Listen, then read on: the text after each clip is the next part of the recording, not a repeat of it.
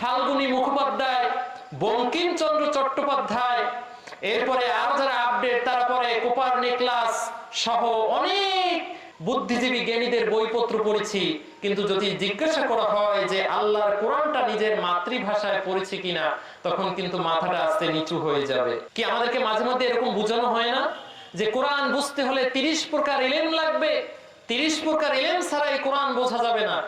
আচ্ছা আপনারাই বলেন, সেই জাহিলি যুগে সেই আম্মার ইবনে ইয়াসির, হযরতে বিলাল, এরকম যে হযরতে সুমাইয়ার মতন যে সমস্ত সাহাবায়ে কেরাম ছিলেন যারা কোরআন বুঝে পরিপূর্ণ মানুষে পরিণত হয়েছিলেন, তারা কি এরকম 30 প্রকার ইলম নিয়ে তারপরে কোরআন বুঝতেছিলেন?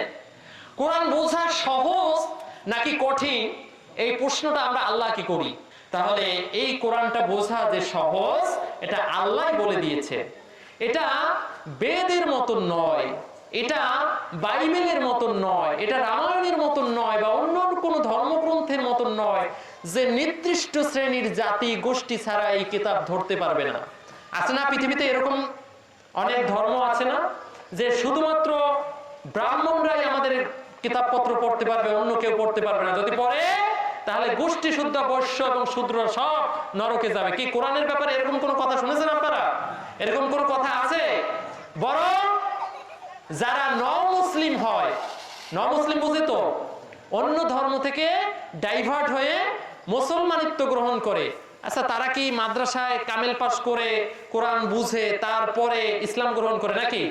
আল্লাহ তাআলা বলেছেন, তাহা মা আনসালনা আলাইকাল কুরআনা লিতাশকা, এই কোরআন যারা মানবে তারা তাদের জীবন আরো বিকশিত হবে।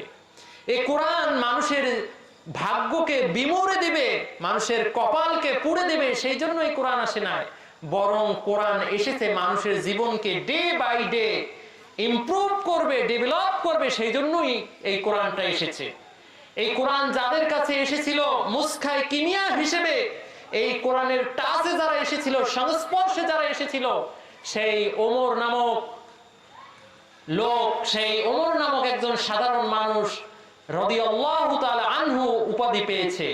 এরকম যারা এসেছিল তারাই এই দুনিয়ায় বসেই জান্নাতের সুসংবাদ পেয়েছে। হাজিরিন, আমাদের সাথে কোরআনের যে যোজন যোজন দূরত্ব তৈরি হয়েছে, যার কারণে আজকে আমাদের ব্যক্তি জীবন থেকে শুরু করে জাতীয় আন্তর্জাতিক জীবনে শান্তি নাই।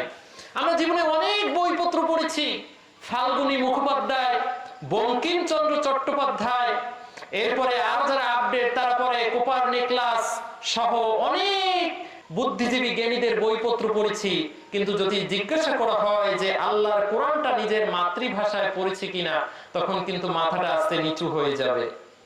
কিন্তু আমাদের দায়িত্ব ছিল আল্লাহর এই কোরআনটা নিজের মাতৃভাষায় বোঝার চেষ্টা করা, ঠিক কিনা? আমার কথা কি বুঝতেছেন আপনারা?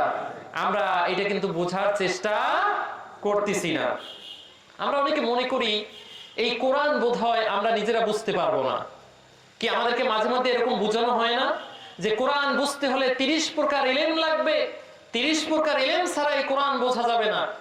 আচ্ছা আপনারাই বলেন, সেই জাহিলি যুগে সেই আম্মার ইবনে ইয়াসির, হযরতে বিলাল, এরকম যে হযরতে সুমাইয়ার মতন যে সমস্ত সাহাবায়ে কেরাম ছিলেন যারা কোরআন বুঝে পরিপূর্ণ মানুষে পরিণত হয়েছিলেন, তারা কি এরকম 30 প্রকার ইলম নিয়ে তারপরে কোরআন বুঝতেছিলেন?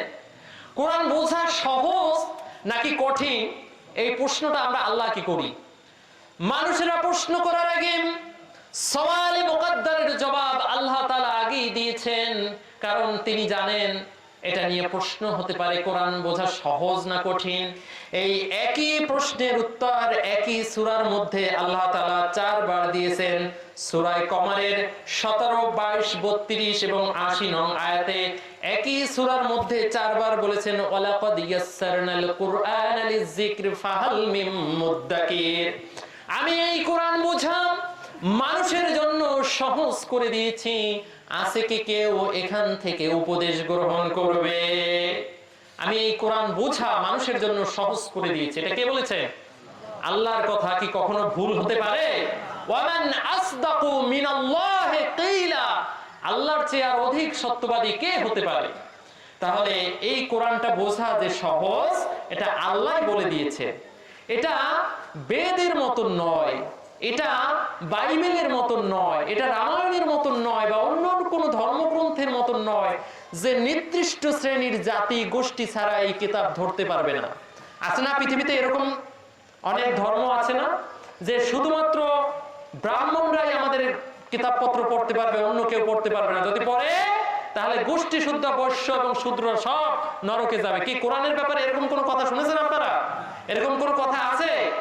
বরং যারা মুসলিম হয়, মুসলিম বুঝে তো, অন্য ধর্ম থেকে ডাইভার্ট হয়ে মুসলমানিত্ব গ্রহণ করে, আচ্ছা তারা কি মাদ্রাসায় কামেল পাস করে কোরআন বুঝে তারপরে ইসলাম গ্রহণ করে নাকি? আচ্ছা আমাদের এই কাছেই তো ডক্টর সিরাজুল ইসলাম সিরাজি সাহেব আছে, চিনছেন না? অনেকে নামও তো শুনেছেন, ওয়াজও শুনেছেন।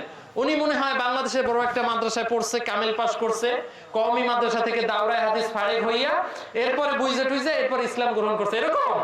তাহলে এরকম বহু বিধর্মী আছে যারা কোরআনের সংস্পর্শে এসে কোরআনকে নিরপেক্ষভাবে বুঝতে গিয়ে মুসলমান হয়ে গেছে। আল্লাহু আকবার বলবেন না? তাহলে আমরা যদি কোরআনকে বোঝার নিয়তে চেষ্টা করি তাহলে আমরা বুঝতে পারবো ইনশাআল্লাহ। আল্লাহ আমাদের সেই তৌফিক দান করুক, আমরা বলি আমিন।